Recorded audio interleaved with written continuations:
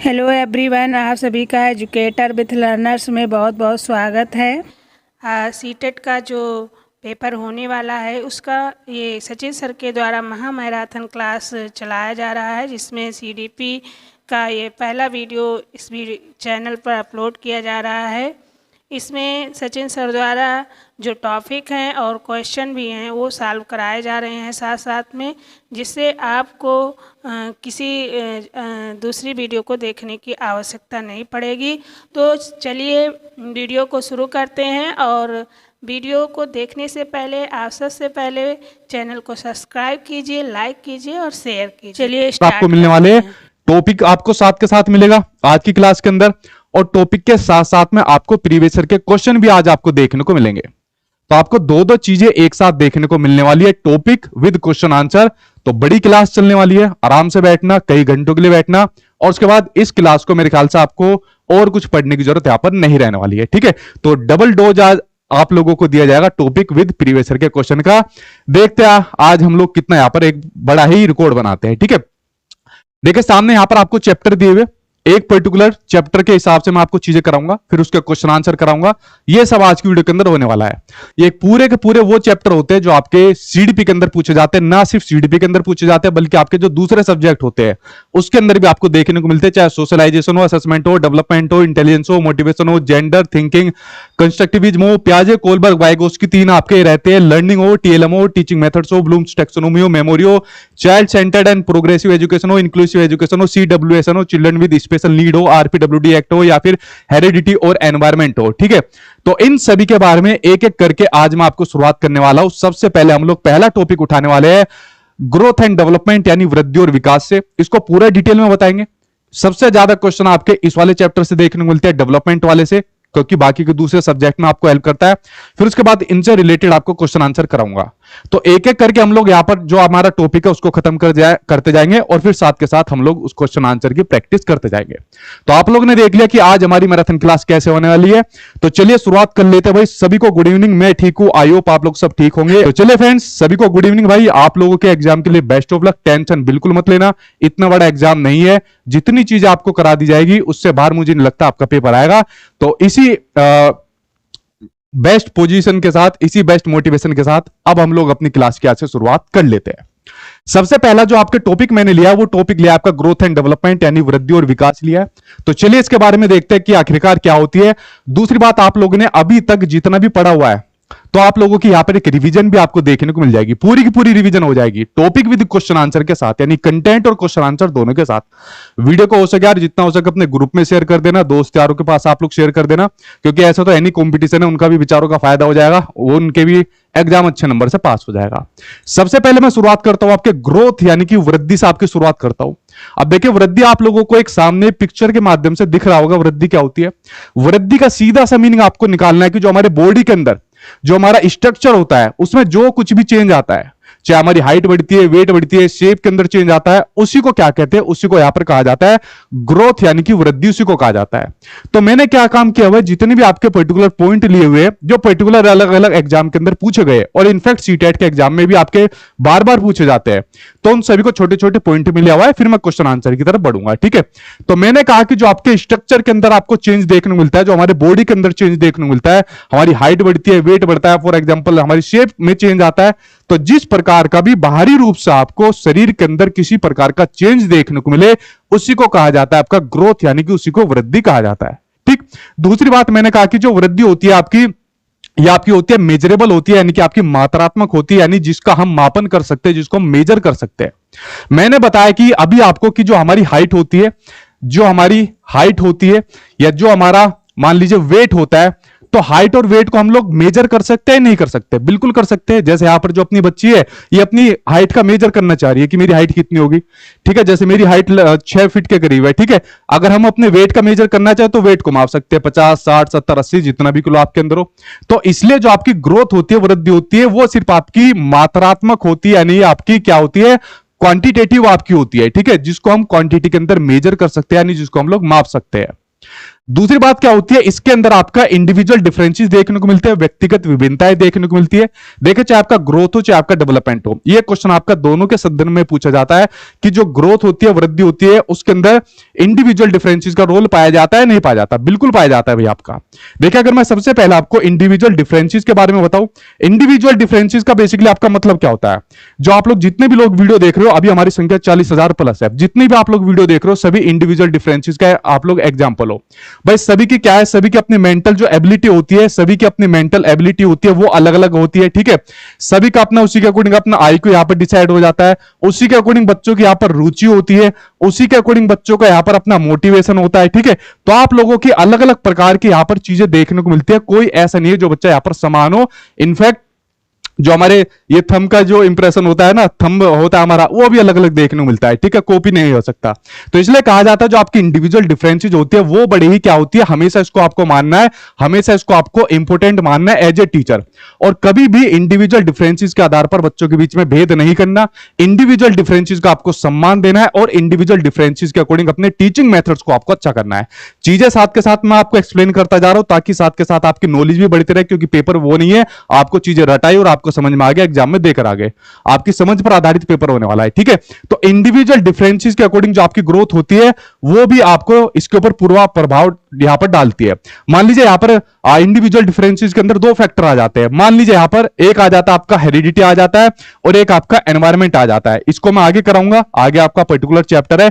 एक आपका हेरिडिटी आ जाता है, एक आपका एनवायरमेंट आ जाता है, यानी कि आनुवंशिकता और वातावरण यहां पर आपको देखने को मिल जाता है, ठीक है। तो ये इसका फर्क कैसे देखने को मिलता है? हेरिडिटी का बेसिकली मतलब क्या होता है, जो जीन्स हमारे फैमिली के थ्रू, हमारे पेरेंट्स के थ्रू, ग्रैंडफादर या ग्रैंड मदर के थ्रू हमको मिलते हैं, उस वही क्या होती है, वही हमारी हेरिडिटी होती है। जैसे हमारी आंखों का रंग किसका, जैसे मान लीजिए आपके एग्जाम में भी पूछा जाता है, जैसे हमारी किसका, जैसे हमारी आंखों का रंग, ठीक है। जो हमारी स्किन होती है, बालों का जो स्ट्रक्चर होता है, ये सभी हमें हेरिडिटी के रूप में मिलते हैं। तो मान लीजिए अगर किसी के आपके फादर की हाइट लंबी है तो उसके पूरे चांस हो जाते हैं आपकी हाइट भी लंबी देखने को मिले। मान लीजिए किसी के फादर पतले हैं तो उसके संभावना देखने को मिलती है उसके पिताजी बच्चा भी पतला देखने को मिलेगा। बट उसके साथ साथ में एनवायरमेंट का भी पूरा असर यहां पर पड़ता है। मान लीजिए किसी का जो फादर है पतले है, उसका बच्चा भी पतला हो गया, बट उसको अच्छा पालन पोषण यहां पर दे दिया तो उसने बॉडी बॉडी बना ली, जिम गया, ठीक है। उसके बाद उसकी क्या हो गई, उसका शेप में जो चेंज हुआ, उसके वेट में चेंज हो गया, ठीक है। तो यानी इसके ऊपर दोनों का यहां पर प्रभाव पड़ता है। उसके बाद अगर मैं बात करूं ग्रोथ रेट की बात करिए, देखिए चाहे आपका डेवलपमेंट की रेट पूछ ले चाहे आपका ग्रोथ रेट पूछ ले, ये आपकी पर्टिकुलर बच्चे की अलग अलग होती है। ये कभी भी बच्चे की एक जैसी नहीं होती। क्यों? चाहे आपका डेवलपमेंट आए ग्रोथ आए, उसमें दोनों के अंदर देखने को मिलता है इंडिविजुअल डिफरेंसेस, यानी हेरिडिटी और एनवायरमेंट का प्रभाव देखने को मिलता है। तो सबकी ग्रोथ भी अलग अलग होगी। मान लीजिए आपके घर में आपका ही भाई है तो आप अपने भाई से क्या हाइट में एक समान तौर से बढ़ रहे हो, क्या वेट में एक समान तौर से बढ़ रहे हो? आप लोग नहीं बढ़ रहे हो, ठीक है। तो ग्रोथ रेट कैसी होती है, ग्रोथ रेट भी इसके अंदर आपकी अलग अलग देखने को यहां पर मिलती है। उसके बाद बात आती है आपके ग्रोथ स्पर्ट की बात आती है। ग्रोथ स्पर्ट का बेसिकली मतलब होता है जब हमारे शरीर के अंदर एकदम से चेंज आता है। क्या आता है? जब हमारे शरीर के अंदर से अचानक जो चेंज आता है, अचानक से जो परिवर्तन आता है, उसको यहां पर ग्रोथ स्पर्ट यहां पर बोलते हैं। जैसे एकदम से हमारी हाइट और वेट बढ़ गया, क्या हो गया? एकदम से हमारी क्या हो गई, हमारी हाइट बढ़ गया, हमारा वेट बढ़ गया, तो ये किसका लक्षण है? इसी को आपका ग्रोथ स्पर्ट कहा जाता है। जैसे आपने देखा, अभी हम लोग यहां पर डेवलपमेंट की स्टेज के अंदर जाएंगे, जब बच्चा यहां पर बेसिकली आपका एडोलसेंस के अंदर आता है तो वहां पर वय संधि स्टार्ट हो जाती है, ठीक है। जैसे मान लीजिए लड़कों के अंदर शुरू हो जाती है, कोई फिक्स क्राइटेरिया नहीं है, ऑथेंटिक किताबों में इसकी जो एज का क्राइटेरिया वो अलग अलग प्रकार से दिया हुआ है। मोटा मोटा मान के चलिए लड़कों में 10 से 12 साल, लड़कियों में अगर ऑथेंटिक मानो तो 11 साल से लेकर 13 साल तक का, ठीक है। जैसे मेंस्ट्रुएशन साइकिल शुरू हो जाती है, लड़कों के अंदर उनकी बाल आना शुरू हो जाते हैं, आवाज भारी हो जाती है, तो ये जो शरीर के अंदर एकदम चेंज होते हैं वो उनके एडोलसेंस के अंदर यहाँ पे स्टार्ट हो जाते हैं। उसी को कहा जाता है ग्रोथ स्पर्ट, यानी कि ग्रोथ में एकदम से चेंज होता है, एकदम से बनावट आती है, ठीक है। यह बात आप लोग समझ गए। तो ये सभी जितने भी पॉइंट थे वो आपको ग्रोथ के बारे में थे। बट उसके अलावा एक चीज आपको ध्यान रखनी है, ग्रोथ हमेशा कंटिन्यूअसली नहीं जाती रहती, यानी जो आपकी ग्रोथ होती है वो निरंतर रूप से नहीं बढ़ती है, यानी कंटिन्यूअसली नहीं चलती है। ये एक टाइम के बाद जो है आपकी रुक जाती है, यानी जब आदमी या बच्चा कोई यहां पर मैच्योर हो जाता है, मैच्योरिटी आ जाती है, उसके बाद ग्रोथ रुक जाती है। क्या आप लोग बताइए, क्या हर किसी का जो हाइट हो गई, हर किसी की जो हाइट हो गई या वेट हो गई, क्या हमेशा बढ़ती चली जाएगी? वो एक टाइम के बाद रुकेगी ना 6 फुट के बाद, 7 फुट के बाद तो रुकेगी, 8 फुट के बाद रुकेगी, या वेट भी उसका 200-300 के बाद रुकेगा? जिंदगी भर बढ़ता जाएगा? नहीं बढ़ता जाएगा। इसलिए जो आपकी ग्रोथ होती है वो एक समय के बाद क्या होती है, रुक जाती है, निरंतर रूप से आपकी नहीं चलती रहती। और तो ये सभी पॉइंट मैंने आपको बताए, ग्रोथ के बारे में बताए। अब ग्रोथ से रिलेटेड एक क्वेश्चन आ गया, पोल दे दो भाई इनको, ठीक है? आंसर अब आप लोग साथ के साथ करोगे, मैं आपको कंटेंट बताऊंगा, आंसर आप लोग यहां पर साथ के साथ निकालोगे, ठीक है? चलो भाई पोल दे देते हैं इनको। पहला क्वेश्चन देखे यहां पर सामने स्क्रीन पर आ गया। क्वेश्चनों की आज बहुत अच्छी खासी संख्या है, कंटेंट की अच्छी खासी संख्या है। मुझे उम्मीद रहेगी आप लोग मेरे साथ लास्ट तक दोगे, क्योंकि आज के बाद आपको सीट भी पढ़ने की जरूरत नहीं पड़ेगी फिर, ठीक है? क्वेश्चन यहां पर दिया हुआ है कि स्नेहा का जो कद होता है बहुत तेजी से बढ़ रही है वो, और अब उसका हाथ उसकी लंबी अलमारी के हैंडल तक आसानी से पहुंच सकता है, जिससे वह बहुत आसानी से अलमारी खोल सकती है। तो स्नेहा की कद में जो बदलाव होता है वो किसकी वजह से होता है? क्या स्कैफोल्डिंग होती है, ग्रोथ होती है, लर्निंग होती है, या फिर अडेप्टेशन होता है? बताइए इसका आंसर क्या होगा। ये हम लोग पहुंच गए 50,000 पर, यानी जो हमारा रिकॉर्ड है 50,000 लाइव का, बहुत जल्दी इसको हम लोगों ने पार कर लिया। पिछली बार आधा घंटा लगा था, इस बार शायद 15 मिनट के अंदर आप लोगों ने इसको पार करवा दिया 50,000। बताइए इसका आंसर क्या हो जाएगा? बच्चा भी इसका आंसर दे देगा। अभी मैं आपको ग्रोथ के बारे में बता रहा हूं, और ये जो जितना भी चेंज हो रहा है स्नेहा के अंदर, वो किसकी वजह से हो रहा है? आपका ये आपका ग्रोथ की वजह से हो रखा है। आंसर आपका सेकंड यहां पर ठीक हो जाएगा। चलिए बढ़ते हैं आपके सामने। नेक्स्ट आपका जो टॉपिक है वो है आपका डेवलपमेंट, यानी कि विकास के बारे में पढ़ते हैं। सबसे ज्यादा क्वेश्चन आपके डेवलपमेंट से आते हैं, ठीक है? और उसके अलावा दूसरे सब्जेक्ट में आपको डेवलपमेंट से रिलेटेड क्वेश्चन देखने को मिलते हैं। तो देखते हैं डेवलपमेंट होता क्या है, विकास आखिरकार होता क्या है। तो विकास को सिंपल सा आपको समझना है कि जो हमारे एक्सपीरियंस के थ्रू या मैच्योरिटी के थ्रू हमारे जो चेंज आना शुरू हो जाता है, विकास के जितने भी एस्पेक्ट होता है जिनके बारे में अभी हम बात करेंगे, चाहे आपके शारीरिक हो, मानसिक हो, सामाजिक हो, स्वयंगात्मक हो, सभी प्रकार के, तो जो चेंज आता है यही बेसिकली आपका विकास होता है।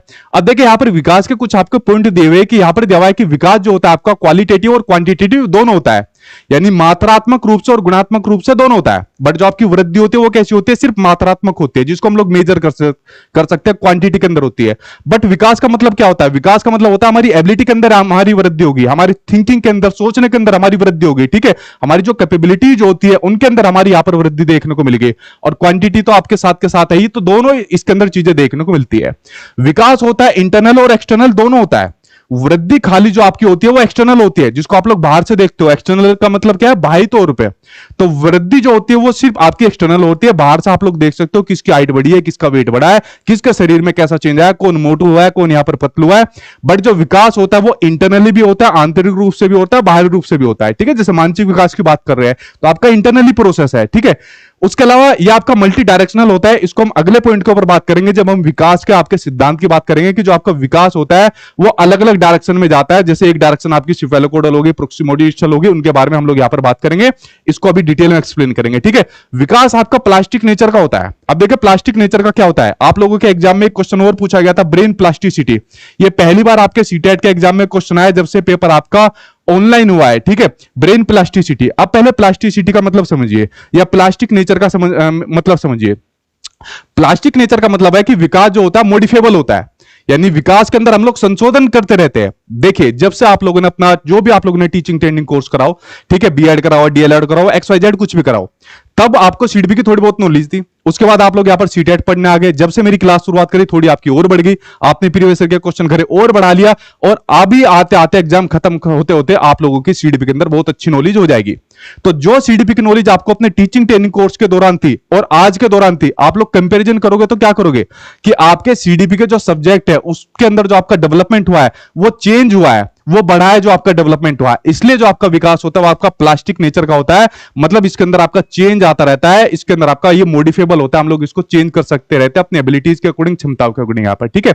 ब्रेन प्लास्टिसिटी का भी सेम मतलब होता है। ब्रेन प्लास्टिसिटी का मतलब आपकी जो मस्तिष्क नमनीयता के नाम से इसको जाना जाता है। अब देखिए सेम उसी प्रकार से जब हम लोग कॉग्निटिव डेवलपमेंट की बात करेंगे, ब्रेन की बात करते हैं, तो आपका जो ब्रेन उस टाइम पर आता टीचिंग ट्रेनिंग कोर्स के दौरान और आज की डेट के अंदर था, क्या उसके अंदर बहुत सारे एस्पेक्ट आपको देखने को नहीं मिले? नहीं। आपको ये नहीं पता चला कि बच्चों को कैसे पढ़ाना होता है, कैसे उनके साथ डील करनी होती है, किस प्रकार से उनको संबोधित करना होता है। तो ये प्लास्टिसिटी का मतलब बेसिकली यही होता है कि जो आपका मॉडिफाइबल होता है, जिसके अंदर संशोधन हो सकता है, जिसको हम लोग चेंज करते रहते हैं टाइम टू टाइम आने पर, ठीक है? उसके अलावा डेवलपमेंट की जो आपकी रेट होती है, डेवलपमेंट की भी जो आपकी विकास दर होती है, सेम आपकी जैसे ग्रोथ की आपकी रेट होती है, उसी प्रकार से डेवलपमेंट की रेट भी आपकी अलग अलग प्रकार से होती है। आप लोग जितने भी लोग वीडियो देख रहे हो, कोई आराम से सीख जाता है, कोई एक पॉइंट से सीख रहा होगा, कोई कहेगा सर पूरी लाइन लिखो, कोई कहेगा सर मेरे घर पे आके पढ़ा दो तो हर कोई जो डेवलपमेंट होता है अलग अलग प्रकार से करना चाहता है, उसी प्रकार से उसकी डेवलपमेंट की रेट भी अलग अलग होती है। क्यों? उस पर जो आपका असर देखने को मिलता है वो देखने को मिलता है आपके हेरिडिटी एंड एनवायरमेंट का असर देखने को मिलता है।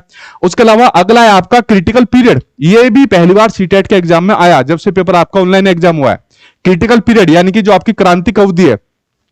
क्रिटिकल पीरियड का मतलब होता है जो विकास के अंदर जो बिना चेंज वाली जो क्षति हो जाती है, परेशानी हो जाती है, उसी को आपका क्रिटिकल पीरियड के नाम से जाना जाता है। अब मान लीजिए बच्चे के साथ विकास हो रहा है, ध्यान से सुनना मेरी बात को। अब बच्चे के साथ मान लीजिए विकास हो रहा है, बच्चे का मान लीजिए कम एज के अंदर उसके साथ कोई मिसबिहेव हो गया, कोई दुर्घटना हो गई, कुछ किसी ने इस प्रकार से बुली कर दिया, परेशान कर दिया, तो इस प्रकार की कोई घटना हो गई, उस घटना को बच्चा बोलेगा नहीं। अगर मान लीजिए बचपन के अंदर उसके साथ में कोई ऐसी घटना हुई है, वो आगे तक जब बच्चा बड़ा भी हो जाएगा, खूब मतलब उसकी एज हो जाएगी, व्यस्तता की ओर वो चला जाएगा, तब भी वो घटना कहीं ना कहीं बचपन की वो घटना उसको जरूर परेशान करेगी। तो ये क्या होती है? यही आपका क्रिटिकल पीरियड होता है कि अगर विकास के अंदर इस प्रकार का कोई मतलब अपरिवर्तनीय जो क्षति बच्चे को आ जाती है, तो ये भी आपका विकास के अंदर देखने को मिलती है। लेकिन जैसे जैसे टाइम गुजरता जाता है, बच्चा उस घटना के बारे में बोलता जाता है, पूरी तरीके से नहीं बोलता, लेकिन काफी हद तक अपने आप को संभाल भी लेता है, अगर उसको सही गाइडेंस, सही काउंसलिंग यहां पर मिल जाए। अगला है विकास के बारे में कि आपका कार्यात्मक पक्ष है, यानी कि आपका फंक्शनल साइड है। ग्रोथ होती है आपकी स्ट्रक्चर साइड, जो आपके स्ट्रक्चर में संरचना के बारे में बताती है। विकास होता है आपका फंक्शनल साइड, कार्यात्मक पक्ष, जो आपके दिमाग के मेंटल एबिलिटी, मेंटल प्रोसेस से संबंधित आपको चीजें बताता है। ठीक है, देखिए विकास चलता है आपका ग्रोस मोटर स्किल से फाइन मोटर स्किल की ओर चलता है। पहले तो समझ लीजिए कि आपकी gross motor skill, fine motor skill क्या होती है, उसके बारे में फिर मैं आपको बता देता हूं। ठीक है, सबसे पहले बात यहां पर हो रही है आपके किसके, यहां पर बात हो रही है आपके ग्रोस मोटर स्किल की बात हो रही है। किसकी बात हो रही है? आपके ग्रोस मोटर स्किल की बात हो रही है। और ग्रोस मोटर स्किल के साथ साथ में आपकी बात हो रखी है यहां पर आपके फाइन मोटर स्किल की बात हो रही है। देखिए बड़ा सिंपल सा है और बहुत बार आपके एग्जाम के अंदर देखने को मिलता है। सिंपल सा, मेरी एक बात ध्यान रखना आप लोग, ग्रोस मोटर स्किल के अंदर अपनी जो हमारी इसके अंदर आपकी क्षमताएं होती है, जो हमारी शरीर की क्षमताएं होती है, वो यहां पर बच्चा ज्यादा करता है। इसके अंदर शारीरिक चीज जो चीजें होती है वो बच्चा यहां पर ज्यादा करता है, या कह सकते हो इसके अंदर जो हमारे मसल्स होते हैं, हमारे मसल्स का यूज क्या होता है, इसके अंदर मसल्स का यूज ज्यादा होता है। जैसे मान लीजिए अभी आप लोग वीडियो देख रहे हो और वीडियो देखते देखते आपके घर के अंदर सांप आ जाए, तो आप लोग क्या काम करोगे? आप लोग करोगे भागना। आप लोग यहां पर दौड़ लगाना शुरू कर दोगे, यानी क्या करोगे? आप लोग भागना शुरू यहां पर कर दोगे। उसके अलावा जैसे मान लीजिए सांप आपके घर के अंदर आ गया, आप लोगों ने यहां पर भागना शुरू कर दिया, आपको साइकिल मिल गई, साइकिल चलाना आप लोगों ने स्टार्ट कर दिया, तो साइकिल चलाना क्या हो जाएगा? साइकिल चलाना आपका ग्रोस मोटर स्किल के अंदर आपका हो जाएगा। ठीक है, जैसे बच्चे के परिप्रेक्ष्य में अगर मैं बात करूं, आप लोगों को पता है क्रोलिंग, क्रोलिंग का मतलब क्या होता है? क्रोलिंग का मतलब होता है आपका रेंगना। क्या होता है क्रोलिंग का मतलब? इसका मतलब होता है रेंगना। देखिए जो छोटा बच्चा होता है ना, छोटा बच्चा लगभग जब आपका 7 से लेकर 10 महीने तक का बच्चा होता है, तो वो रेंगना यहां पर स्टार्ट कर देता है। तो जो बच्चा यहां पर रेंगना स्टार्ट कर रहा है, उसके अंदर भी आपकी ग्रोस मोटर स्किल देखने को मिलेगी। कुल मिलाकर आपका सीधा सा मतलब ये है, जिन भी कामों में हमारे मसल्स का ज्यादा यूज होता है, वो आपकी ग्रोस मोटर स्किल देखने को मिलती है। अगर मैं बात करूं फाइन मोटर स्किल की, ये सेम इसका क्या होती है? अपोजिट होती है। इसमें हमारे जो मसल्स होते हैं, इसमें हमारे मसल्स का यूज होता है, कम होता है। हमारी जो शारीरिक क्रिया होती है उसका यूज होता है यहां पर कम होता है। ठीक है, लो भाई हमारा रिकॉर्ड टूट गया, 55 तो गया, अब हम लोग पहुंच गए 60,000 लाइव पर पहुंच गए। ठीक है चलो भाई बहुत बहुत थैंक यू। देखो फाइन मोटर स्किल के अंदर यूज होता है, हमारे मसल्स का कम यूज होता है। जैसे मैं यहां पर बोल रहा हूं, आपको पढ़ा रहा हूं, तो जो मेरा बोलना हुआ, बोलना क्या हो जाएगा? मेरा बोलना हो जाएगा फाइन मोटर स्किल हो जाएगा, मेरे मसल्स का कम यूज हो रहा है। आप लोग मेरी बात को आराम से सुन रहे हो। ठीक है, कोई मोबाइल में सुनना है, कोई अपना पैर पे पैर रख के सुनना है, ठीक है, कोई इधर उधर ध्यान रख के सुनना है, तो आप लोग जो मेरी बातों को सुन रहे हो या जो भी अपना मोबाइल चला रहे हो, वो आपका क्या हो जाएगा? फाइन मोटर स्किल यहां पर हो जाएगा। जो बच्चा यहां पर लिखता है, जो मैं चीजें यहां पर सामने आपके लिख रहा हूं, तो आपका लिखना क्या हो जाएगा? लिखना आपकी फाइन मोटर स्किल के अंदर आ जाएगा। जो बच्चा यहां पर पेपर कटिंग करता है, इस प्रकार की जो भी हरकतें करता है जिसमें बच्चे के कम मसल्स का यूज होता है, तो आपकी फाइन मोटर स्किल हो जाती है। अब आपको एक बात ध्यान रखनी है कि जो बच्चे का डेवलपमेंट होता है, खासकर जो बच्चा जब शैशवावस्था के अंदर होता है, अभी आपकी स्टेज आने वाली है, तो वो आपका ग्रोस मोटर स्किल से आपका फाइन मोटर स्किल की ओर जाता है। आपने एक बात देखी, छोटा बच्चा जब रहता है, जब हम लोग भी छोटे थे, खुद को ही देख लेना, तो हम लोगों ने जितने भी अपने मसल्स का यूज करा, सबसे पहले ज्यादा करा। मेरा हाथ में पेन है, अगर मैं बच्चों को, छोटे बच्चों को पेन दूंगा, आपके घर में छोटा बच्चा होगा, तो छोटा बच्चा पूरे से इसको ऐसे पकड़ेगा पेन से। फॉर एग्जांपल अगर मैं छोटे बच्चों को गिलास दूंगा, तो छोटा बच्चा गिलास को पकड़ने के लिए, देखो मेरी उंगली कैसा है, सिर्फ 2 या 3 मेरी उंगली का यूज करा, छोटा बच्चा पकड़ेगा इसको ऐसा, पूरे को इसको ग्रिप से पकड़ेगा यहां पर बच्चा। तो आपने एक बात नोटिस करी यहां पर कि यहां पर जो बच्चे ने जो चीजें करी वो अपनी करी, पहले अपने ज्यादा मसल्स का यूज करा, यानी अपनी ग्रोथ मोटर स्किल का यूज करा। देन उसके बाद जैसे जैसे बच्चा बड़ा होता जाता है, मैच्योर होता जाता है, समझता जाता है, फिर उसके बाद अपने फाइन मोटर स्किल का यूज करता है। जैसे मैं पेन पर पढ़ा रहा हूं या मैंने इसको गिलास को 2 हाथों से पकड़ा, ठीक है। तो ये बात आप लोग समझ गए कि विकास जो होता है आपका ग्रोथ मोटर स्किल से आपका फाइन मोटर स्किल की ओर यहां पर देखने को मिलता है, ठीक। तो ये फ्रेंड्स आपके इंपोर्टेंट पॉइंट हो गए, आपके विकास से संबंधित आपके इंपोर्टेंट पॉइंट यहां पर देखने को मिल गए। चलिए अब देखते हैं और यहां पर विकास के बारे में क्या बातें दी हुई है। क्वेश्चन आ गया, पहले क्वेश्चन ले लेते हैं, ठीक है, क्योंकि हर टॉपिक के बाद मैंने क्वेश्चन लाया हुआ है। भाई पोल दे दो इनको आज, ठीक है। देखिए क्वेश्चन सामने आपकी स्क्रीन पर आ गया, ये रहा आपके सामने क्वेश्चन। क्वेश्चन आपको दिया हुआ है कि व्यक्तिगत विभिन्नता यानी कि जो आपका इंडिविजुअल डिफरेंसेस होती है, जिसके बारे में मैंने आपको भी बताया, इसका सिद्धांत क्या बताता है। क्या सभी बच्चों के शारीरिक विकास की गति एक समान होती है? क्या फिर सभी बच्चों की जो वृद्धि होती है, ग्रोथ होती है, उसकी जो गति होती है, उसकी स्पीड होती है, क्या एक जैसी होती है? विभिन्न बच्चों के लिए विकास और वृद्धि की गति में अंतर हो सकता है। सभी बच्चों के भाषार्थी आपके विकास की गति एक समान होती है। बताइए व्यक्तिगत विभिन्नता यहां पर क्या बताती है। इसका तो बड़ा सिंपल सा आंसर आपका हो जाएगा, ठीक है। हाँ भाई जल्दी से बताइए इसका आंसर आप लोगों का क्या हो जाएगा। थर्ड के साथ आप लोग जा रहे हो। देखिए सभी बच्चे की शारीरिक विकास की गति एक समान नहीं होती, मैंने आपको भी बताया। चाहे शारीरिक विकास हो, ग्रोथ हो, चाहे डेवलपमेंट हो, उसकी जो आपकी स्पीड होती है अलग अलग होती है हर प्रकार के बच्चे की। उसके अलावा सभी बच्चों की वृद्धि की जो गति होती है, जो आपकी ग्रोथ की जो आपकी स्पीड होती है, वो भी अलग अलग यहां पर देखने को मिलती है। विभिन्न बच्चों के वृद्धि और विकास की गति में अंतर हो सकता है, बिल्कुल अंतर हो सकता है। और किसकी वजह से होता है? ये होता है आपका हेरिडिटी और एनवायरमेंट की वजह से अंतर होता है, ठीक है। और उसके अलावा आपका दिया हुआ है कि सभी बच्चों के भाषार्थी विकास एक समान नहीं होते, यानी कि जो उनका यहां पर लिंग्विस्टिक डेवलपमेंट होता है एक प्रकार से नहीं होता। देखिए जब मैंने आपके भाषा विकास के बारे में आपको बताया था, मैंने कहा था जैसे बच्चा आपका क्या होता है, पैदा होता है, तो पैदा होने के बाद बच्चा सबसे पहले क्या काम करना शुरू करता है? रोना शुरू करता है। यानी कि जो उसकी पहली स्टेज होती है भाषा की, आपकी होती है रोना। रोने के बाद जब बच्चा हो जाता है आपका 3 महीने का बच्चा हो जाता है, तो 3 महीने का बच्चा यहां पर करना शुरू कर देता है कूइंग, यानी कि अनुकुंजन यहां पर करना शुरू कर देता है। क्या करना शुरू कर देता है? कूइंग, यानी कि अनुकुंजन करना यहां पर स्टार्ट कर देता है। कुछ वोवल्स वगैरह का यूज करता है, जैसा बच्चा ऐसे करके बोलता है। उसके अलावा जैसे ही बच्चा आपका 6 महीने का होता है, तो 6 महीने का जो बच्चा होता है वो यहां पर बबलिंग यानी कि बबलाना स्टार्ट कर देता है। क्या कर देता है? बबलिंग यानी कि बबलाना स्टार्ट कर देता है। बा दा पा भा बा, इस प्रकार के जो आपके ये वोवल्स वगैरह को कॉन्सोनेंट के थोड़ा साथ मिला के बोलता है। उसके बाद जैसे ही बच्चा आपका कितने का हो जाता है? जैसे ही बच्चा आपका 12 महीने का होता है, तो 12 महीने के बच्चे के बाद 2 से 3 शब्दों का यहां पर भंडार देखने को मिल जाता है, ठीक है। 2-3 शब्द बोलना शुरू कर देता है जो बच्चा 1 साल का होता है। कौन से शब्द है? पानी, मम्मी, पापा, इस तरीके के जो आपके शब्द होते हैं। उसके बाद जैसे ही बच्चा आपका 1.5 साल से लेकर 2 साल तक का आपका बच्चा होता है, 1.5 से 2 साल तक का बच्चा होता है, तो 1.5 से लेकर 2 साल तक के बच्चे के अंदर आ जाती है आपकी टेलीग्राफिक स्पीच आ जाती है। क्या आ जाती है? उसके अंदर आ जाती है आपकी टेलीग्राफिक स्पीच आ जाती है। यानी 1.5 साल से लेकर 2 साल तक के बच्चा क्या काम करता है? 2 से 3 शब्दों को मिलाकर यहां पर कोई सेंटेंस, कोई वाक्य बोलना यहां पर स्टार्ट कर देता है। मम्मी मुझे पानी दो, ठीक है, पापा मेरे पास आओ। इस प्रकार की जो आपकी टेलीग्राफिक स्पीच होती है वो लगभग 2 साल तक के बच्चों को यहां पर देखने को यहां पर मिल जाती है, ठीक है। 2 साल तक के बच्चे का लगभग जो शब्दों का भंडार है वो भी यहां पर 100 शब्दों के आसपास यहां पर देखने को मिल जाता है।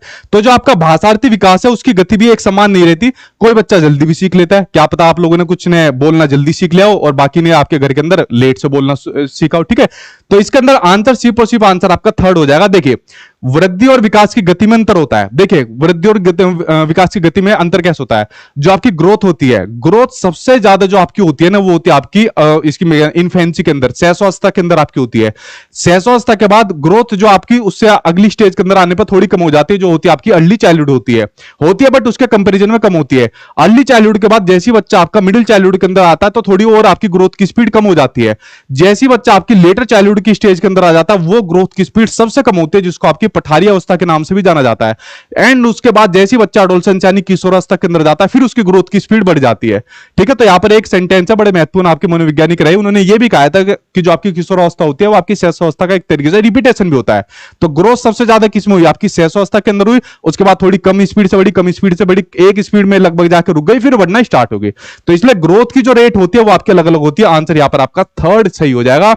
एक और क्वेश्चन की ओर बढ़ते हैं, सामने आपकी स्क्रीन पर आ गया है एक और क्वेश्चन, इसका भाई पोल दे दो इनको, देखते हैं भाई इसका आप लोग क्या यहां पर सही आंसर बताओगे। क्वेश्चन आपके सामने स्क्रीन पर आ गया कि क्रांतिक अवधि, अभी मैंने जस्ट आपको बताया कि जो आपका क्रिटिकल पीरियड होता है, तो क्रिटिकल पीरियड का जो यहां पर आपका कंसेप्ट है, कंसेप्ट के बारे में आपको बताना है, क्रिटिकल पीरियड के कंसेप्ट के बारे में। पहला, विकास के दौरान अपरिवर्तनीय क्षति। ये मैंने जस्ट अभी आपको बताया कि विकास के दौरान जो अपरिवर्तनीय कुछ क्षति हो जाती है, जो चेंज नहीं हो सकती, इस प्रकार की कोई क्षति हो गई, बचपन के अंदर कोई ऐसी घटना बच्चे के साथ घटित हो गई जिसका आगे के जीवन पर उसका प्रभाव पड़ता है, तो आपका क्रिटिकल पीरियड होती है आपकी। ठीक है, पहले आंसर सही है। वातावरण का विकास पर कोई प्रभाव न होना, गलत। वातावरण हो चाहे आपका आनुवंशिकता हो, दोनों का आपके विकास पर पूरी तरीके से प्रभाव देखने को मिलता है।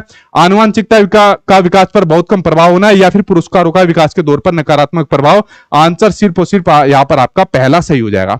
बढ़ते एक और क्वेश्चन की ओर। एक और क्वेश्चन सामने आपकी स्क्रीन पर आ गया, देखते हैं इसका आंसर आप लोग यहां पर क्या दोगे। ठीक है, ठीक है, ठीक है भाई, बहुत बढ़िया आप लोग चल रहे हो और मुझे उम्मीद है आज आप लोग बहुत स्पीड से चलोगे। ठीक है, वीडियो को शेयर करते रहिए जितने भी आप लोगों के ग्रुप में। ठीक है, ठीक। अगला क्वेश्चन देखिए स्क्रीन पर आ गया, ये रहा नेक्स्ट क्वेश्चन कि विद्यार्थियों की जो अधिगम शैली होती है, यानी कि जो उनकी लर्निंग स्टाइल होती है, इसके चयन में व्यक्तिगत विभिन्नताओं को किस नजरिए से देखना चाहिए। अब देखो भाई, आपकी लर्निंग स्टाइल क्या है, कोई आराम से देख रहा है, कोई लाइव में देख रहा है, कोई तेज अपना जल्दी जल्दी लिख भी रहा है रजिस्टर के साथ में, सभी की अपनी लर्निंग स्टाइल अलग अलग होती है।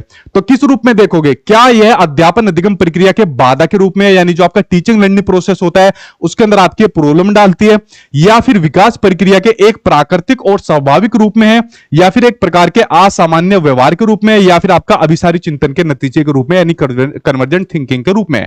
अभी आपके थिंकिंग का जो पूरा का पूरा चैप्टर है अभी आपका आने वाला है। ठीक है, बताओ जल्दी से किसका हो जाएगा। बी के साथ आप लोग जा रहे हो, बिल्कुल ठीक हो जाएगा। विकास प्रक्रिया के एक नेचुरल, एक प्राकृतिक और आपका ऑब्वियस जो आपका स्वरूप होता है उसके रूप में होता है इंडिविजुअल डिफरेंसेस, जिसको अभी मैंने आपको एक्सप्लेन भी यहां पर किया।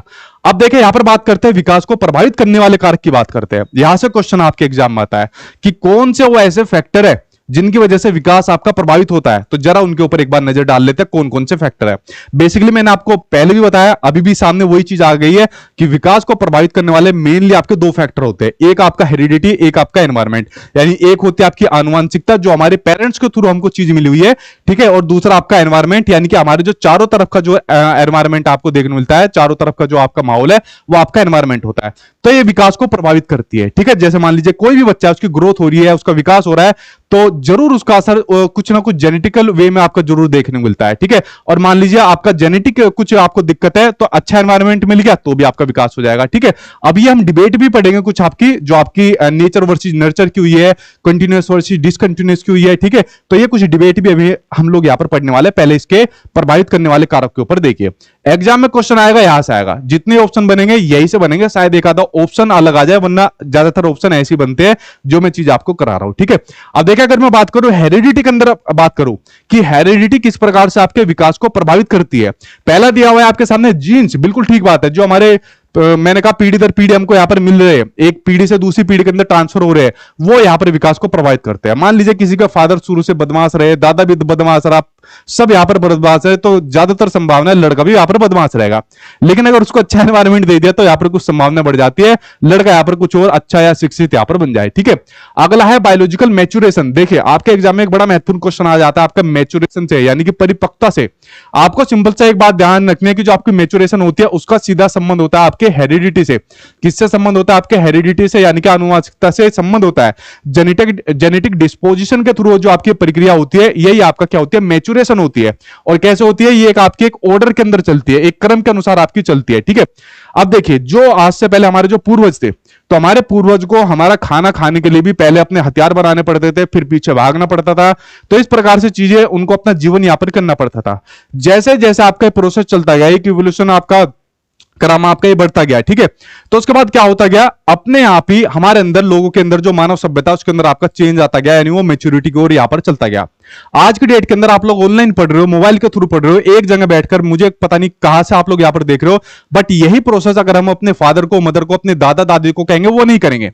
बट जो हमारे आने वाली जनरेशन है, मान लीजिए हमारे जो बच्चे होंगे, मेरे अभी नहीं हुए, आपके मान लीजिए बच्चे होंगे, तो वो हमारे मम्मी पापा दादा दादी के मुकाबले छोटी सी उम्र में मोबाइल चलाना सीख जाते हैं। किसकी वजह से? जो आपका जेनेटिक डिस्पोजिशन हो रहा है, जो आपके हेरिडिटी के थ्रू जो आपकी प्रक्रिया चल रही है, इसको कहा जाता है आपका मैच्योरेशन, यानी परिपक्वता कहा जाता है। ठीक है, उसके अलावा आगे दिया हुआ है आपका फिजिकल स्ट्रक्चर। फिजिकल स्ट्रक्चर भी आपके जेनेटिक्स के अंदर आ जाता है, यह विकास को प्रभावित करती है। मान लीजिए कोई बच्चा दुबला पतला सा है, कम हाइट से का है, ठीक है, तो उसको आगे अपना विकास करने के लिए बड़ी दिक्कत आएगी। पहले तो उसका हीन भावना का शिकार कर देंगे, छोटू तू तो ये वो है, ठीक है, बोना वोना उसको कह देंगे। हालांकि बोने को अब आपके आरपीडब्ल्यूडी एक्ट जो है 2016, उसकी 21 कैटेगरी के अंदर आपके एक कैटेगरी के अंदर दर्शाया गया है। और हम बच्चों को ऐसे किसी भी प्रकार से उसको संबोधित नहीं कर सकते, उसकी किसी प्रकार की दिव्यांगता से उसको यहां पर संबोधित एज ए टीचर किसको नहीं करना चाहिए।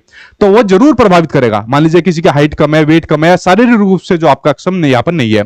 जेंडर डिस्क्रिमिनेशन, अब देखिए जेंडर डिस्क्रिमिनेशन, इसके ऊपर जेंडर का भी टॉपिक आएगा, लेकिन थोड़ा सा आपको बता देता हूं। यानी कि जो आपका लिंग भेदभाव होता है, लिंग भेदभाव देखने को मिलता है, खासकर देखने को मिलता है महिलाओं के साथ। अब इसमें पुरुष वर्ग नाराज मत हो जाना, क्या है दिन लेके महिलाओं की बातें करता रहता है, कभी दो चार बात इनको कहता है, हमारे बारे में तो कभी कहता ही नहीं है ज्यादा। भाई सबसे ज्यादा ऐसे शिकार ज्यादातर होती है आपकी महिलाएं होती है, ठीक है। तीन आपके जेंडर होते हैं, मेल, फीमेल, ट्रांसजेंडर, और सबसे ज्यादा शिकार होने वाले आपके फीमेल और जो आपके ट्रांसजेंडर है। और जितने भी आपके इंटरनेशनल ऑर्गेनाइजेशन है, ठीक है, या जैसे आपके एनईपी 2020 में भी बात हो रही है, तो इनके लिए तो एक अलग से आपका कोच भी रखा हुआ है, एक मतलब एक रिफंड भी आपका रखा हुआ है, एक अमाउंट यहां पर बताया गया है, और वो पर्टिकुलर भी डिस्क्लोज नहीं हुआ कितना यहां पर होना चाहिए।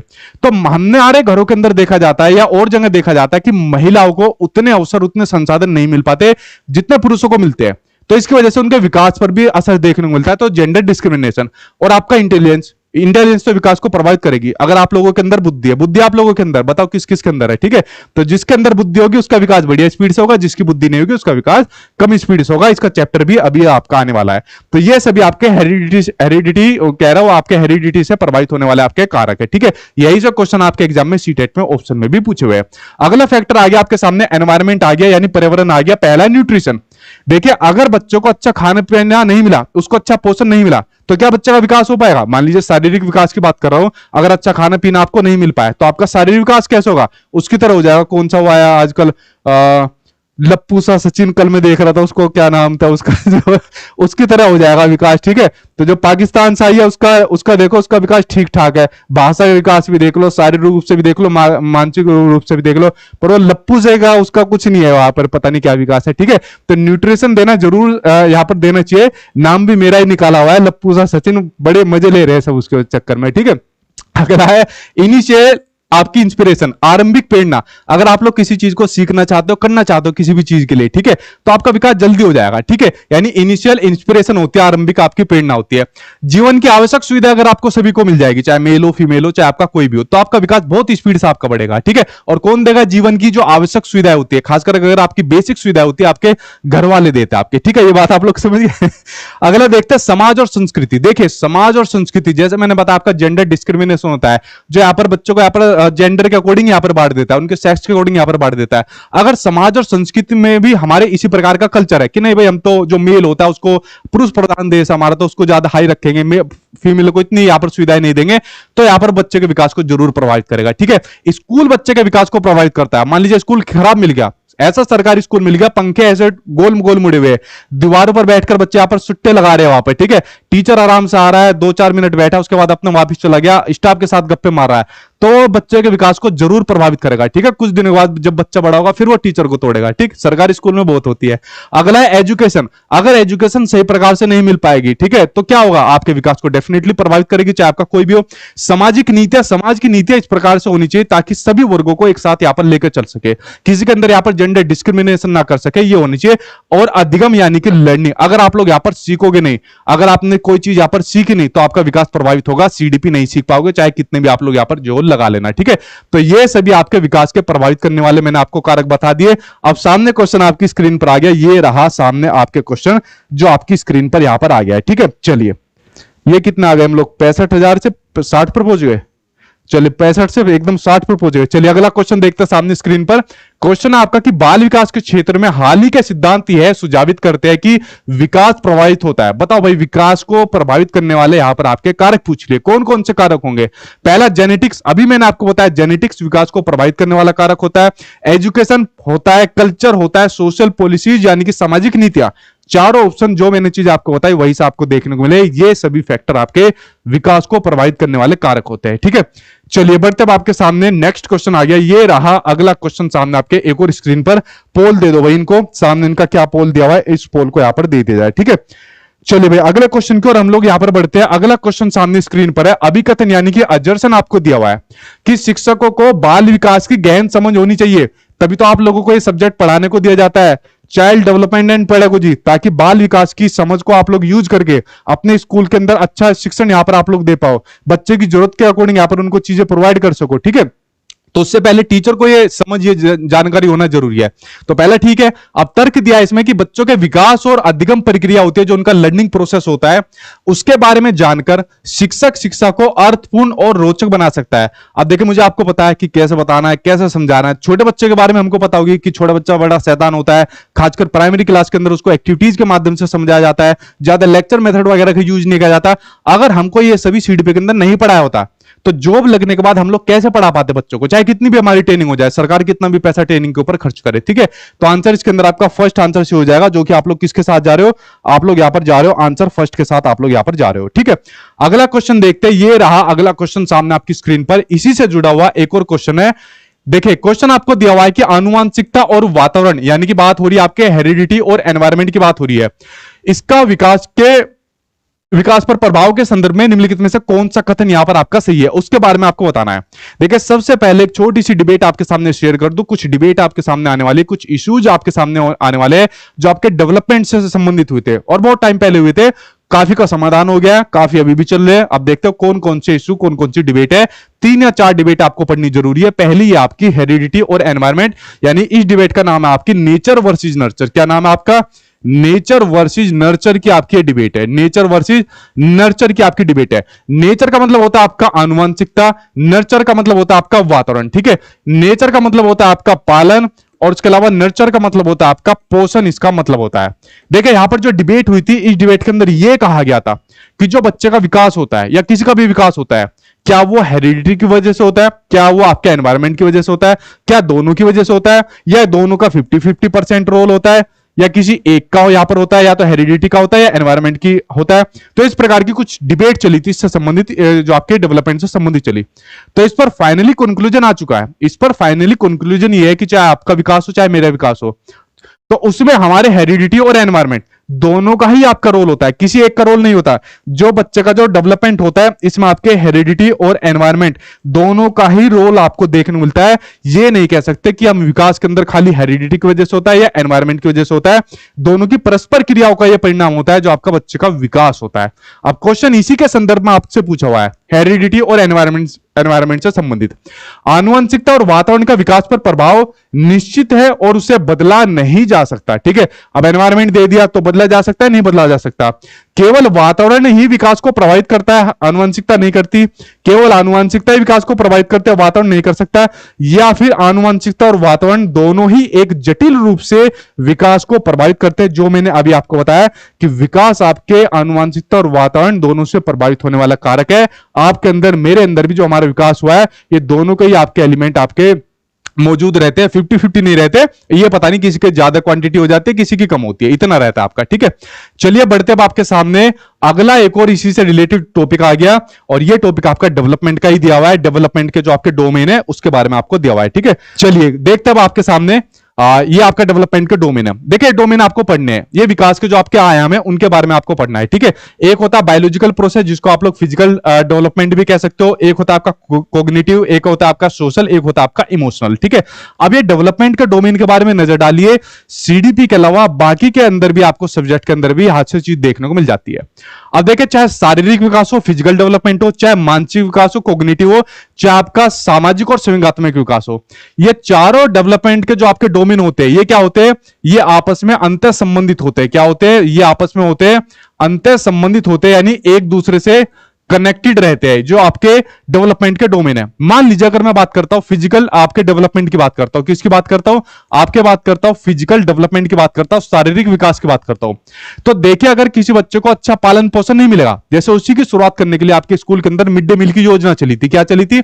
इसी के लिए चली थी, 1995 के अंदर चली थी, मिड डे मील योजना चली थी। क्या चली थी? मिड डे मील योजना चली थी, जिसका आज की डेट के अंदर क्या नाम है? इसका नाम है आपका पीएम पोषण योजना। नया नाम क्या कर दिया? नया नाम कर दिया आपका पीएम पोषण योजना, इसका नया नाम कर दिया। इसका सिंपल सा मकसद ये था कि बच्चों को हम स्कूल के अंदर एक गुणवत्तापूर्वक भोजन दे सके, ताकि बच्चे का यहां पर शारीरिक विकास भी अच्छे प्रकार से हो पाए। ठीक है, तो यह योजना 1995 के अंदर मिड डे मील की चलाई थी, जिसका अब नाम पीएम पोषण योजना भी आपका आया। ठीक है, जब आप लोग जॉब आपको मिल जाएगी तब आपका पूरा का पूरा लिस्ट आया करेगी कि इतने बच्चे के लिए ये खाना है और इतने रुपए यहां पर एक पर्टिकुलर लिस्ट रहती है। ठीक है, उसके अलावा फिजिकल डेवलपमेंट के अंदर ही बच्चों को अच्छा पोषण दिया जाएगा, बच्चों को रोगों से यानी बीमारियों से दूर कराने के लिए उसको यहाँ पर मेडिसिन टेबलेट दी जाती है, स्कूल के अंदर यहाँ पर दवाई दी जाती है, ठीक है। तो बच्चा अगर शारीरिक रूप से स्वस्थ होगा तो बाकी के डोमेन पर भी उसका जरूर असर देखने को मिलेगा। अगर आप लोग मान लीजिए बीमार हो, मन नहीं है, तो आपका पढ़ने का मन भी नहीं लगेगा, चिड़चिड़े रहोगे, अरे छोड़ यार कभी पढ़ लूंगा ये वो, ठीक है। अगले की अगर मैं बात करें, अगला है आपका कोग्निटिव, आपका कौन सा है अगला? अगला है आपका कोग्निटिव डेवलपमेंट, यानी कि आपका संज्ञानात्मक विकास, जो आपकी मेंटल स्किल से संबंधित होता है, जो आपकी मेंटल एबिलिटी से संबंधित होता है, जो आपके माइंड के अंदर जो आपका मेंटल प्रोसेस चल रहा है, जो आपका मानसिक विकास हो रखा है। तो मेंटल प्रोसेस आप लोग चला रहे हो ना कि आज पूरी सीडीपी इसको निचोड़ देंगे, पढ़ लेंगे, रिवीजन कर लेंगे, क्योंकि इसके बाद करने की जरूरत नहीं है, अच्छे तरीके से कर लेंगे। तो आप लोगों ने अपना मेंटल प्रोसेस चलाया हुआ है कॉग्निटिव डेवलपमेंट के अंदर। तो इसी के अंदर आप लोग क्या काम करते हो? इसी के अंदर आप लोग करते हो अपनी समस्या का समाधान कर रहे हो। क्या काम कर रहे हो? इसी के अंदर आप लोग कर रहे हो अपनी समस्या समाधान, यानी कि प्रॉब्लम सोल्विंग यहां पर कर रहे हो। इसी के अंदर आप लोग कर रहे हो यहां पर तर्क कर रहे हो। इसी के अंदर आप लोग क्या काम करते हो? थिंकिंग यहां पर करते हो, चिंतन यहां पर आप लोग करते हो, ठीक है। तो जो जितना भी कॉग्निटिव डेवलपमेंट होता है, जब जितने भी आपके मस्तिष्क से संबंधित एस्पेक्ट का विकास आपका हो जाए, तो समझ लेना आपका कॉग्निटिव डेवलपमेंट यहां पर हो चुका है। अगर हम बात करें आपके सोशो इमोशनल डेवलपमेंट की, पहले बात करता हूं आपके इमोशनल डेवलपमेंट की, यानी कि आपके संवेगात्मक विकास की। सिंपल सा मतलब है, जैसे ही आपको अपने इमोशंस पर कंट्रोल आ जाए, नियंत्रण आ जाए, क्या आ जाए? जैसे ही आपको अपने इमोशंस पर कंट्रोल आ जाए, इमोशन पर क्या हो जाए? कंट्रोल आ जाए, यानी कि नियंत्रण आ जाए, तो समझ लेना आप लोग स्वयंगात्मक रूप से, यानी कि इमोशनली रूप से यहां पर डेवलपमेंट हो चुके हो। फिर यहां पर कोई बेवकूफ भी नहीं बना सकता आपको, ठीक है। जो भी हमारे इमोशंस रहते हैं, ठीक है, जो हमारे इमोशंस रहते हैं, हंसना, रोना, या उसके अलावा आश्चर्यचकित होना, इस प्रकार से जो हमारे गुस्सा करना, ये हमारे इमोशंस रहते हैं। अब मान लीजिए किसी को आपको इमोशन के साथ खेलना है, ठीक है, मान लीजिए किसी को आपके इमोशन के साथ खेलना है, आप पेपर देने जा रहे हो, ये क्वेश्चन सीटेट में भी पूछा गया था। आप लोग अपना पेपर देने जा रहे हो, और पेपर देते टाइम मान लीजिए रास्ते के अंदर आपकी किसी से कुछ नोक जोक हो गई, बहस हो गई। तो अब एक तो तरीका यह है कि उसके साथ गाली गलौज देकर वही लड़ाई कर जाओ, या दूसरा तरीका यह है कि चुपचाप उसको छोड़कर, यार आज मैं अपना पेपर देने जा रहा हूं और ले भाई मेरा नंबर लिख ले, पेपर होने के बाद तेरे से निपटूंगा। तो आप लोग कौन से तरीके को अपनाओगे? वही जाकर उससे लड़ोगे या फिर अपना पेपर देने जाओगे? अगर आप लोग इमोशनली डेवलपमेंट आपका हो चुका है, इमोशंस पर आपका कंट्रोल है, यानी ये एक इमोशन अगर मैंने ले लिया आपका गुस्सा, तो गुस्से पर अगर आपका इस प्रकार से कंट्रोल है, तो समझ लेना आपका इमोशनल डेवलपमेंट हो चुका है। अगर वही पर साथ के साथ आप लग गए, तेरी ऐसी तेजी, मतलब तू मुझे कह रहा ले अब मैं भी तुझे फोड़ूंगा, ठीक है। लड़कियों की आपस में मान लीजिए लड़ाई होगी, एक दूसरे की चोटी वोटी पकड़ ली, जो भी तरीका होता है लड़कियों का, मैंने ज्यादा नहीं देखी इनकी लड़ाई, ठीक है। तो समझ लेना वो इमोशनल डेवलपमेंट उनका नहीं हो चुका है। तो ये ही बात इसको दर्शाती है। जैसे एक और क्वेश्चन आपके सीटेट में आ गया था कि सही व्यक्ति पर सही मात्रा में सही टाइम पर सही काम के लिए उस पर गुस्सा करना, ये क्या हो जाता है? आपका इमोशनल डेवलपमेंट हो जाता है, ठीक है। कोई ना कोई एक ऐसा आदमी होता है जिससे हर कोई डरते हैं, बट एक रीजन आपको मिल जाए, टाइम मिल जाए, सारी चीज आपके कायनात आपके साथ हो, तो आप लोग उसके ऊपर वहां पर बता सकते हो कि आप गलत हो, ठीक है। उसके अलावा अगर बात करें आपके इमोशनल हो गया आपके, अगर आपके बात करें सोशल डेवलपमेंट की बात करें, यानी सामाजिक विकास की बात करें, देखिए अभी आपका एक चैप्टर आने वाला है आपका सोशलाइजेशन से, सामाजिकरण से। तो सामाजिकरण की प्रक्रिया किससे होती है? जो बच्चा समाज से इंटरेक्ट करता है, किससे करता है? जो बच्चा यहां पर समाज से इंटरेक्ट करता है, किससे करता है? बच्चा समाज से यहां पर बच्चा करता है, इंटरेक्ट करता है, तो समझ लेना उसका यहां पर सामाजिक विकास हो जाएगा। सामाजिक विकास करने के लिए क्या बढ़िया तरीका हो सकता है? समाज के अंदर कौन आता है? समाज के अंदर आ जाता है उसका स्कूल आता है, समाज के अंदर आता है उसका स्कूल आ जाता है, समाज के अंदर उसका क्या आता है? समाज के अंदर उसका टीचर आ जाता है, समाज के अंदर बच्चे के यहां पर और जितने भी फैक्टर आसपास के एनवायरनमेंट में वो सब देखने को मिल जाते हैं। अगर ये सही प्रकार से बच्चे के हित में सोचेंगे, काम करेंगे, अच्छी शिक्षा यहां पर देंगे, तो डेफिनेटली बच्चे का सामाजिक विकास अच्छा होगा। जैसे मैं अभी आप लोगों का सामाजिक विकास ही कर रहा हूं, मैं आपको सीडीपी यहां पर पढ़ा रहा हूं, तो मैं आप लोगों के लिए क्या काम कर रहा हूं? मैं आपका एक समाज का एक फैक्टर हूं जो आपकी यहां पर हेल्प कर रहा हूं, ठीक है। तो ये इस प्रकार से जो आपके डेवलपमेंट के डोमेन है, विकास के जो आपके आयाम है, जो मैंने अभी आपको बताए, तो ये आपस में अंतर संबंधित होते हैं और एक दूसरे पर इनका प्रभाव पड़ता है। क्या पड़ता है? एक दूसरे पर इनका प्रभाव पड़ता है। अगर मान लीजिए मैंने जैसे पहले आपसे कहा, अगर बच्चे का मान लीजिए फिजिकल डेवलपमेंट नहीं हुआ, तो बाकी के जितने भी डेवलपमेंट के डोमेन है उन पर प्रभाव पड़ेगा। कोई बच्चा दुबला पतला है यहां पर, और समाज के अंदर उसके दोस्त यार उसको चिढ़ेंगे, तू तो मोटू साहब है, या तू तो पतला है, तू तो ये है वो है, ठीक है। तो जरूर उसके डेवलपमेंट पर प्रभाव पड़ता है। तो आपस में एक दूसरे पर ये प्रभाव डालते हैं जो आपके डेवलपमेंट के डोमेन होते हैं, जो मैंने यहां पर आपको बताया, ठीक है। आई थिंक आपको यहां पर समझ में आ गए होंगे। चलिए भाई आगे देखते हैं, आपके सामने कुछ क्वेश्चन ले लेते हैं इसी से जुड़े हुए, क्योंकि मैं टॉपिक कराता जा रहा हूं, क्वेश्चन कराता जा रहा हूं, तो क्वेश्चन आप लोगों के सामने स्क्रीन पर ये रहा। क्वेश्चन देखते हैं, पोल लगा दे भाई। क्वेश्चन आपको यहां पर दिया हुआ है, कथन यानी कि अर्जर्सन यहां पर आपको दिया हुआ है कि बच्चों का जो शारीरिक विकास है वो महत्वपूर्ण है, क्योंकि यह बच्चों के सामाजिक व संज्ञानात्मक विकास को प्रभावित करता है। किसको प्रभावित करता है? बच्चे के सोशल और उसका कॉग्निटिव डेवलपमेंट को प्रभावित करता है, जो बच्चे का फिजिकल डेवलपमेंट है। सेम बात यही तो हुई जो मैंने आपको बताई कि एक दूसरे को प्रभावित करते हैं जितने भी आपस में डेवलपमेंट के डोमेन होते हैं। अगला दिया हुआ है तर्क, इसमें दिया है कि बचपन में विकास के जो सभी आयाम होते हैं एक दूसरे से जुड़े हुए हैं और तथा एक दूसरे को बेहतर प्रभावित करते हैं। तो दोनों ही आंसर क्या हो जाएंगे? इसमें तो पोल की भी जरूरत नहीं है, दोनों ही आंसर आपके सही हो जाएंगे। ठीक है, अगला क्वेश्चन देखिए, सामने आपकी स्क्रीन पर है, ये रहा क्वेश्चन। हालांकि विकास के विभिन्न क्षेत्र विद्यार्थियों की योग्यताओं इनका वर्णन करते हुए पारस्परिकता करते हैं, फिर भी निम्न में से विकास का कौन सा क्षेत्र मुख्य रूप से व्यक्तियों के अपने और दूसरों के कार्य और व्यवहारों पर तर्क की प्रवृत्ति का अध्ययन करता है? बताओ कौन सा हो जाएगा? Language development, moral development, physical development या फिर आपका कल्चरल डेवलपमेंट? ये डेवलपमेंट के अंदर बताइए कौन सा इसके अंदर आपका सही हो जाएगा। ठीक है, मैं भी थी सर, हाँ भाई, बहुत ऐसे बच्चे होंगे जो आज भी जो उस वाली मैराथन के अंदर थे और आज भी जरूर होंगे, तो ये तो बहुत बच्चे होंगे। ठीक है, बताओ इसका सही आंसर क्या हो जाएगा? देखिए, अगर मैं बात करूं, आंसर हो जाएगा इसका आपका मोरल डेवलपमेंट। यहां पर बात हो रही है कि व्यक्तियों के अपने और दूसरे कार्यों के व्यवहारों पर तर्क करता है। यार इसने काम सही करा है, नहीं गलत करा है, यार आज ये बच्चे जो लाइव का रिकॉर्ड अच्छा खासा पूछा पाएंगे या नहीं पूछा पाएंगे, या कभी शेयर तो नहीं करो, तो दूसरों पर मैं तर्क कर रहा हूं, देख रहा हूं ये अच्छा काम कर रहे हैं, बुरा काम कर रहे हैं। ठीक है, तो मोरलिटी का मतलब क्या होता है? सही और गलत का अंतर पता होना। ठीक है, तो ये आंसर आपका सेकंड हो जाएगा, मोरल डेवलपमेंट, जिसके ऊपर हम लोग बात करेंगे एक एक करके। अब देखिए, यहां पर शुरुआत हो जाती है आपके डेवलपमेंट के प्रिंसिपल की, विकास के जो आपके यहां पर प्रिंसिपल है, सिद्धांत है, उसके बारे में बात करेंगे। यहां से क्वेश्चन आपके ऑप्शन के अंदर जो ऑप्शन बनते हैं ना, वो यहां से ऑप्शन बनते हैं, इसके ऊपर एक एक करके हम लोग यहां पर नजर डालते हैं। ठीक है सर, आज 1 लाख लाइव होगा, देखते हैं भाई आज कितना लाइव होगा, कितना आप लोग इसका रिकॉर्ड बनाओगे, देखते हैं। बात करते हैं पहले आपके बाल विकास के सिद्धांत की। सबसे ज्यादा फेमस आपका जो सिद्धांत है, ये आपके एग्जाम के अंदर आपको देखने को मिलता है। ठीक है, कि जो आपका विकास होता है वो कैसा होता है? आपका मल्टी डायरेक्शन होता है, एक पैटर्न और एक सीक्वेंस को यहां पर फॉलो करता है। क्या पैटर्न सीक्वेंस को फॉलो करता है? कैसे मल्टी डायरेक्शनल होता है? देखिए, इसके दो प्रोसेस यहां पर होते हैं, एक होता है आपका सिफेलोकोडल, एक होता है आपका प्रोक्सिमोडिस्टल। सिफेलोकोडल के अंदर जो बच्चे का विकास होता है वो होता है सर से पैर की ओर। क्या होता है विकास? विकास बच्चे का होता है, ये आपका सर है, सर से होते हुए कंधों तक जाएगा, इधर हाथ तक जाएगा, नीचे तक जाएगा और फिर आपका पैर की ओर जाएगा। तो इसके अंदर जो आपका बच्चे का विकास होता है वो होता है आपका सिर से पैर की ओर, यहां पर विकास होता है सिफेलोकोडल के अंदर। अगर मैं बात करूं प्रोक्सिमोडिस्टल की, तो प्रोक्सिमोडिस्टल के अंदर बच्चे का जो विकास होता है सेंटर से शुरू होकर, ये आपका ये वाला जो सेंटर है यहां से शुरू होकर और बाकी के हिस्सों की ओर यहां पर बढ़ता है। किससे बढ़ता है? बाकी के हिस्सों की ओर यहां पर बच्चे का जो डेवलपमेंट होता है या विकास होता है वो यहां पर बढ़ता है। अब देखिए, अगर मैं यहां पर एक क्वेश्चन आपसे पूछूं कि मान लीजिए बच्चे का जैसे सामने हमारे 32 दांत है, ठीक है, अब इसमें मैं दूध के दांत उसके ऊपर नहीं जाऊंगा क्योंकि वो आपका साइकोलॉजी से रिलेटेड चीज हो जाती है, सीटेट में आपका जो समझ आधारित चीज है वही आती है। अगर बच्चे का मान लीजिए जो आगे के दांत है, पहले उनका विकास हो गया, पहले बच्चे के आगे के दांत आ गए और फिर पीछे के दांत आ गए, तो बताओ कौन सा यहां पर आपके पैटर्न को फॉलो करता है? सिफेलोकोडल को या प्रोक्सिमोडिस्टल को? बताओ सही आंसर क्या हो जाएगा, कमेंट बॉक्स में जल्दी बताओ। ठीक है, 4 सेकंड का टाइम दूंगा, 1 2 3 4 प्रोक्सिमोडिस्टल को करेगा क्योंकि आपके किससे शुरू हो रहा है? सेंटर से शुरू होकर बाहर की ओर आपका निकल रहा है। ठीक है, चलिए बढ़ते हैं आपके अगले की ओर बढ़ते हैं। विकास का जो आपका अगला प्रिंसिपल है, अगला जो आपका सिद्धांत है, प्रिंसिपल ऑफ यूनिफॉर्मिटी। अब देखें, जो आपका विकास होता है, जैसे हम लोग क्या है, हम ही सब लोग मनुष्य है भाई, मानव है, तो हमारा विकास लगभग सभी का एक जैसा होता है भाई। सभी की ये 2 आंखें आगे की तरफ है, ऐसे बोलते हैं यहां पर, ऐसी 2 हाथ यहां पर दिए हुए, पैर दिए हुए यहां पर, तो सभी मानव एक जैसे हैं भाई। थोड़ा बहुत अंतर हो सकता है, कोई काला हो, गोरा हो, कोई मोटा हो, लंबा हो, थोड़ा मन बुद्धि हो, तेज बुद्धि हो, इतना मतलब अंतर हो सकता है। बट जितने भी एक यहां पर स्पीसीज की जो आपकी विशेषता होती है वो सभी हम लोग यहां पर एक पैटर्न को फॉलो करते हैं। चाहे इंडिया के अंदर कोई बच्चा हो, अमेरिका के अंदर बच्चा हो, अफ्रीका के अंदर कोई भी बच्चा हो, लगभग एक जैसे आपको देखने को मिलते हैं। मतलब रंग वंग की बात नहीं कर रहा मैं, वरना सभी एक जैसे देखने को मिलता है, यानी एक ही पैटर्न को फॉलो करते हैं, समान प्रतिमान को यहां पर फॉलो करते हैं।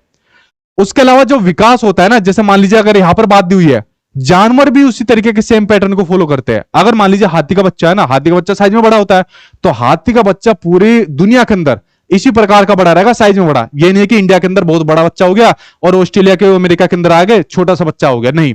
तो जितनी भी आपकी प्रजाति होती है, मनुष्य हो, जानवर हो, जंतु हो, पेड़ पौधे, कुछ भी हो, वो अपने एक सिमिलर पैटर्न को फॉलो करते हैं, एक समान प्रतिमान को यहां पर फॉलो करते हैं और अपना विकास यहां पर करते जाते हैं। ठीक, पहली बात। दूसरी बात है आपका जनरल टू स्पेसिफिक, यानी जो विकास होता है आपका जनरल टू यहां पर स्पेसिफिक होता है। यानी सबसे पहले बच्चा यहां पर सामान्य क्रिया करता है। सामान्य क्रिया कैसे करता है? यहां पर सबसे पहले बच्चा करना सीखता है, उठना सीखता है, फिर उसके बाद बैठना सीखता है, फिर उसके बाद यहां पर चलना सीखता है, फिर उसके बाद यहां पर दौड़ना सीखता है, फिर उसके बाद यहां पर आगे जाके सचिन सर की सीडीपी क्लास की मैराथन देखता है तो विकास का कैसा पैटर्न फॉलो आपने करा, इस प्रकार का पैटर्न फॉलो करा जो आपका जनरल टू स्पेसिफिक होता है, यानी बच्चा सबसे पहले सामान्य क्रियाएं करता है और उसके बाद धीरे धीरे करके विशिष्ट क्रियाएं करता चला जाता है। कोई बच्चा ऐसा थोड़ी पैदा होने के बाद उसने कही हो कि कहा है सचिन सर उनकी मैराथन क्लास आज मैं देखूंगा, नहीं करता ना ऐसा। चलिए आगे देखते हैं अगला कौन सा आपका विकास का सिद्धांत है। देखो आगे कई साल आगे भी आपके, ये आपका सबसे पहले इसके बारे में मैं आपको शेयर करता हूं। ये आपकी एक डेवलपमेंट की आपकी डिबेट भी है, एक आपकी पहले हो गई, एक आपकी दूसरी डिबेट यहां पर आ गई, ठीक है।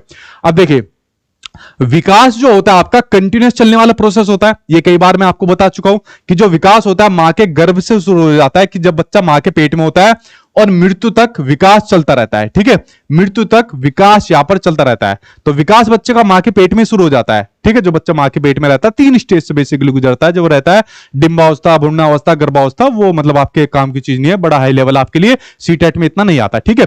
तो विकास हमेशा कंटिन्यूसली रूप से होता है। अभी आप लोग यहां पर अपना विकास करो, धीरे धीरे करते करते जब तक हमारी और आपकी जिंदगी हम लोग यहां पर विकास करते हैं, तो विकास को माना गया है कंटिन्यूस प्रोसेस। बट इससे पहले आपके विकास को एक डिसकंटिन्यूस प्रोसेस भी माना गया, एक आपका अनिरंतरता का आपका प्रोसेस माना गया, कि विकास कंटिन्यूस चलने वाला प्रोसेस नहीं है।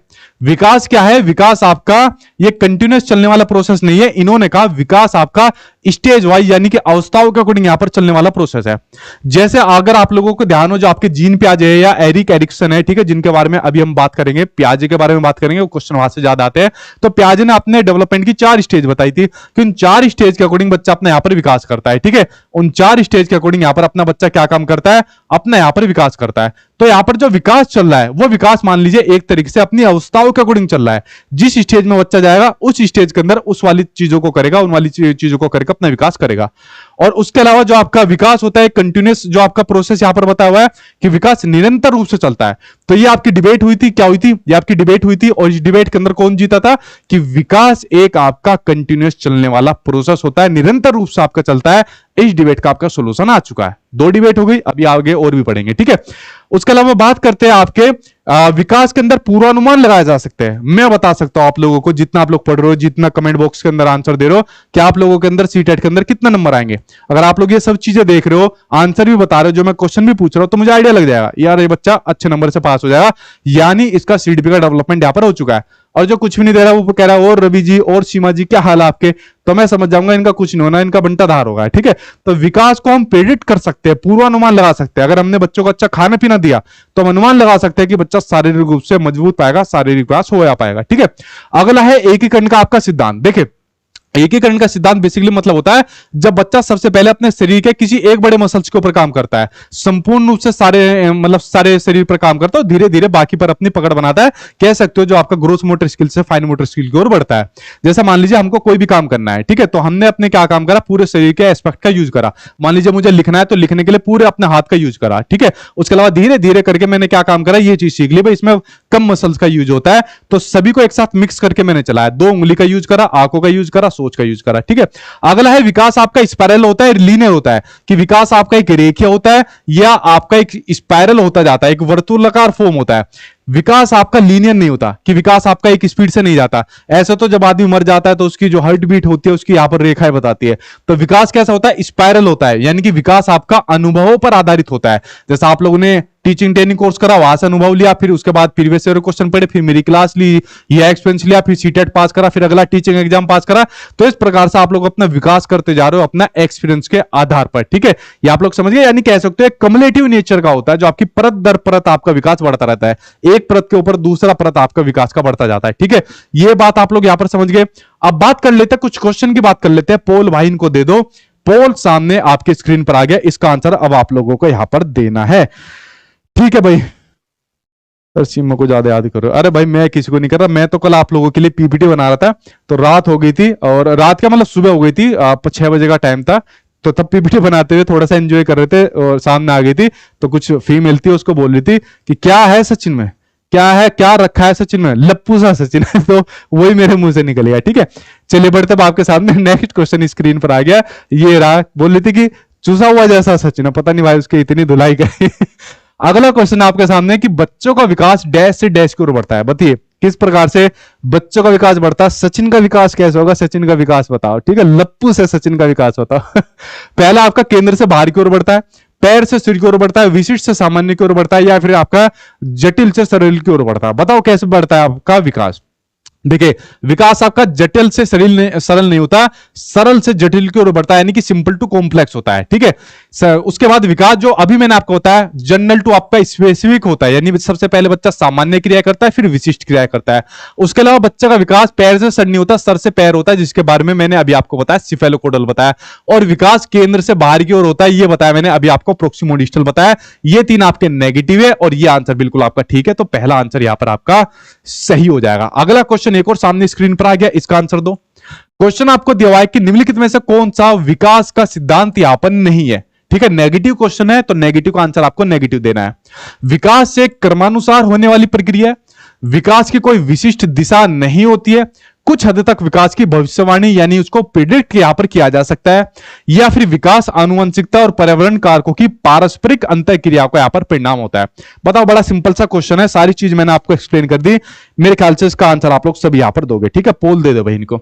तो विकास क्या है? विकास की कोई विशिष्ट दिशा नहीं होती, यह गलत है। विकास मल्टी डायरेक्शन में होता है। ठीक है, क्या होता है? बहुत दिशात्मक होता है, जैसे मैंने भी आपको बताया, सिफेलोकोडल हो गया, प्रोक्सिमोडिस्टल हो गया, या फिर फिजिकल डेवलपमेंट की ओर जाता है, कॉग्निटिव जाता है, सोशल की ओर जाता है, अलग अलग दिशाओं में विकास होता है।